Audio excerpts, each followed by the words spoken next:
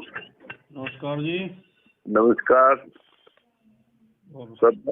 सज्जाराम बोल रहा हूँ। हाँ जी पहचान आपका है एक आध मिनट। हाँ जी खूब बताओ। आपका वो लेक्चर सुना मैंने, बहुत इम्प्रेसिव था, बढ़िया था। जी जी जी।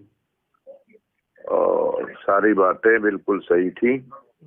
मैं लेकिन एक कंफ्यूजन मुझे अभी भी हो रहा है, क्योंकि मैंने वो पढ़ानी है, घर पे ही पढ़ा रहता हूँ ना। तो वो मैं ये कह रहा था कि जो ठेका खेती होगी उसमें जमीन किसकी होगी? कि जमीन तो किसान की होगी, लेकिन वो किराए पे देगा नहीं, उसे उस पे एग्रीमेंट होगा नहीं। कंपनी एग्रीमेंट करेगी 1 साल से लेकर 9 साल तक के लिए। मतलब उसे क्या राइट होगा कंपनी को? कंपनी को राइट ये होगा कि वो अपनी मर्जी की फसल बुआएगी अपनी देख रेख में। नहीं, वो ठीक समझ गया मैं, लेकिन जब किसान की जमीन है वो तो कहेगा मैं तो अपनी खेती जैसे करूँ वैसे करूँ। नहीं, फिर उसका अधिकार खत्म हो जाएगा किसान का। कब? कंपनी ने मान लिया आपसे कॉन्ट्रैक्ट कर लिया। कॉन्ट्रैक्ट जो होता है सिविल, उसमें जो प्रोसीजर में कॉन्ट्रैक्ट एक वो होता है नहीं, वो हो गया, मान लिया वो तो मैंने। आप कंपनी हो, मैं किसान हूँ।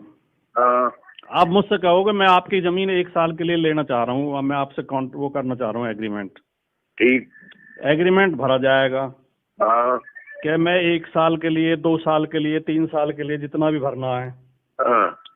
अब उसके बाद जो कंपनी कहेगी वो बीज डालना है, जो कंपनी कहेगी वो खाद देना है, जो कंपनी कहेगी उतना पानी लगाना है। हाँ, वो तो मैं समझ गया। ठीक है। उसमें प्रावधान फिर ऐसे रखे हैं कि उसमें कंपनी जब चाहे किसान का शोषण कर सकती है। उसमें प्रावधान ऐसे रखे हैं इन्होंने, इसलिए इसका विरोध हो रहा है।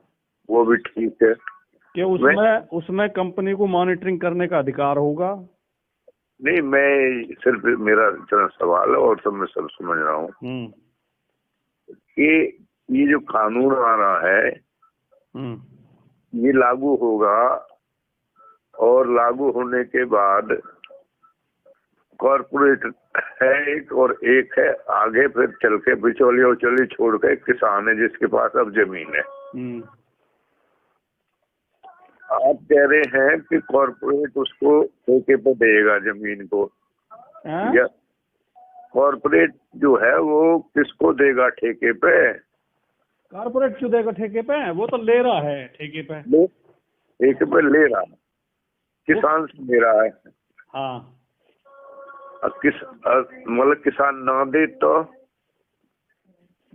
तो कोई जबरदस्ती थोड़ी है। नहीं, तो फिर तो सारे मने कर देंगे, कंपनी देते, मतलब ज्यादातर। ये संभव है क्या? आप मान रहे हो ये संभव है? नहीं, संभव तो नहीं है। एक थ्योरेटिकल प्रश्न तो आता ही है कि वही मान लिया 50% ने दिया, 50% ने नहीं दिया, या 40 ने दिया, 60 ने ना दिया। आप जो नहीं, आप तो बहुत अनुभवी और बहुत समझदार और बहुत ज्ञान है आपको, और आप जमीन पे काम किया आपने। जब एक कल्चर शुरू हो जाती है नी, अच्छा, ये एक टुकड़ा डालना हो गया। अच्छा, जियो ने जब अपने ये सिम लॉन्च करे तो फ्री में बांटे कि हम फ्री दे रहे हैं। बीएसएनएल ठप होगी, बीएसएनएल के लोगों ने सिम फेंक के जियो के ले लिए।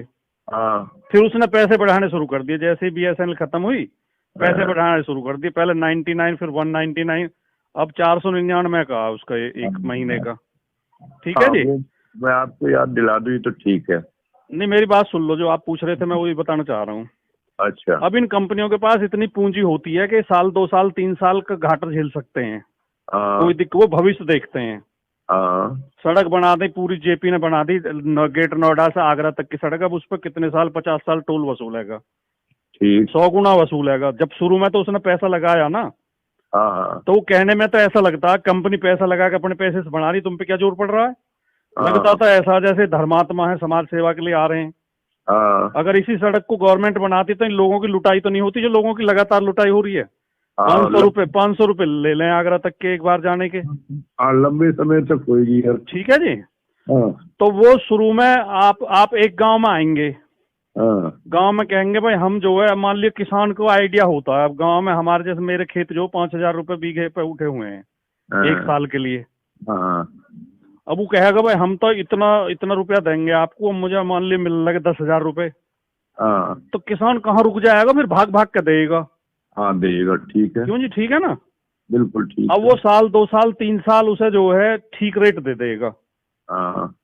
और फिर कहेगा भाई अब तो ये रेट, अब तो इसमें मंदी आ गई, हम तो इस रेट में लेंगे। वो शर्तें जो है तो समझ रहा हूँ सारी बातें। एक बात और सुन लो आप, जो एक मैं आपको एक उदाहरण सुनाता हूँ। फुर्सत में तो वैसे तो कोई दिक्कत तो नहीं बात करने में? कोई भी दिक्कत नहीं। एक मैंने उसमें पढ़ा था, एक वो है अर्थशास्त्री है, वो धीरेन्द्र करके, धीरेन्द्र क्या नाम पूरा उसका, उसके लेख आते हैं, रेगुलर लिखता हूँ दैनिक जागरण में। अच्छा। एक बार उसने लिखा कि ये जो रियल एस्टेट जो होता है ये किस तरह काम करता है। ये जो प्लॉट और बिल्डिंग जो बना हुए हैं। उसने कहा एक आदमी सूट बूट पहन कर हाथ में सूटकेस लेके गांव में आया। उसने गांव वालों से कहा जी कुछ बिल्ली खरीदनी है। गांव वाले ने सोची यार आज तक तो कहीं बिल्ली खरीदना, उसने बिल्ली कौन पैसा दे रहा। तो निका जी बिल्ली को तुम क्या खरीदोगे? नहीं हमें खरीदनी है, जरूरत है, हम 100 रुपए बिल्ली लेंगे। अब जी गांव वाले ने पकड़ पकड़ के बिल्ली, उसने एक मकान किराए पे ले लिया और उसमें बिल्ली रख ली वो, और उनके दूध की और खाने की व्यवस्था कर दी। और लोगों ने 100 रुपया 100 रुपया हम बिल्ली पकड़ पकड़, गांव में जितनी बिल्ली है पकड़ पकड़ के बहा देती, 2-4 बिल्ली बची। एक हफ्ता बाद एक दूसरा आदमी आया, साहब कुछ बिल्ली खरीदनी है। तो गांव वाले बोले बिल्ली इनके कुछ ज्यादा ही विशेष महत्व होगा, देखा है नहीं भाई कितने खरीदेगा? नहीं जी 500 रुपये बिल्ली। बोले उन्होंने की साले तुमने तो 100 में लुट के तुम सचो। अब जो 2-4 बिल्ली पर बच रही थी वो कोई लेके आया तो उन्होंने 500 रुपये हम खरीद ली भाई। ठीक है जी। अब वो जो है गांव वाले उसके पास जाल लगे जिसने पहले खरीदी 100 में। नहीं भाई हमारी बिल्ली वापस दे, हम न दे रहे तो बिल्ली, हम तो अपनी वापस ले रहे हैं। वहां ने की तो 300 रुपये में दूंगा। अच्छा। मैंने इन्हें दूध भी पियाया और ये खवाया और वो खवाया, लोगों ने 300 रुपये में बिल्ली खरीद ली, वापस हो गया 500 में बेचेंगे। और वो जो दूसरा आया वो आया ही ना, फिर उन्हीं की बिल्ली 100 में खरीद के 300 में बेचेगा उन्हें। इस तरह पूंजीवाद काम करता है। ठीक। ये यही करेंगे कि पहले जो थोड़ा महंगा खरीद लेंगे और फिर इसमें जो प्रावधान है नहीं, जैसे खेती मतलब उस पर लेगा ना, वो किराए पर लेगा, तो पहले ये बताएगा कि हमें जो फसल बुआनी है हम उसे उस रेट में खरीदेंगे। वो पहले तो हाँ, अब उसने कह दिया हमसे कि हम अब तुम गेहूं बो इसमें, और उसमें फिर ये क्लॉज दिया है कि उसकी मॉनिटरिंग करेगा वो। अच्छा। अगर उसके सही तरीके से खाद बीज पानी निराई गुड़ाई जो सही नहीं हुई, उसे लगा कि किसान ने लापरवाही की है, तो बीच में एग्रीमेंट कैंसिल कर सकता है। ठीक है जी। ठीक। और अगर दोनों में कोई विवाद होगा पैसे वैसे को लेकर या उसको लेकर क्वालिटी को लेकर, अगर फसल की क्वालिटी सही नहीं है वो कह सकता है इसकी क्वालिटी सही नहीं है, किसान कहेगा क्वालिटी सही है, तो फिर उनके बीच में फैसला कैसे होगा? उसके लिए वो प्रावधान इतना खतरनाक रखा है कि पहले एक सुलह बोर्ड बनाई जाएगी। सुलह बोर्ड में दोनों के प्रतिनिधि होंगे, वो 30 दिन के अंदर फैसला करेंगे। 30 दिन के बाद फैसले में अगर फैसला नहीं होता है, एक पक्ष को मंजूर नहीं होता है, तो वो एसडीएम के कोर्ट में जा सकता है। फिर 30 दिन का समय एसडीएम को दिया है, और उसमें ये भी लिखा है कि अगर एसडीएम के कोर्ट में सीधे चली जाएगी पार्टी, तो एसडीएम फिर ये पूछेगा कि तुमने सुलह बोर्ड में नहीं गए तुम?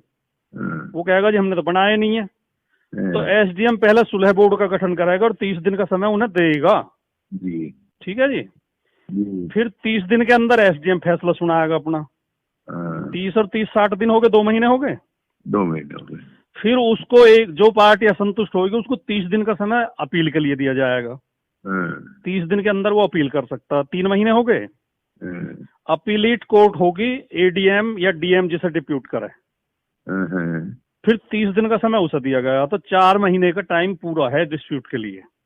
अच्छा। अब कौन किसान अपनी फसल खेत में छोड़कर 4 महीने उलझेगा उसमें, ये बताओ।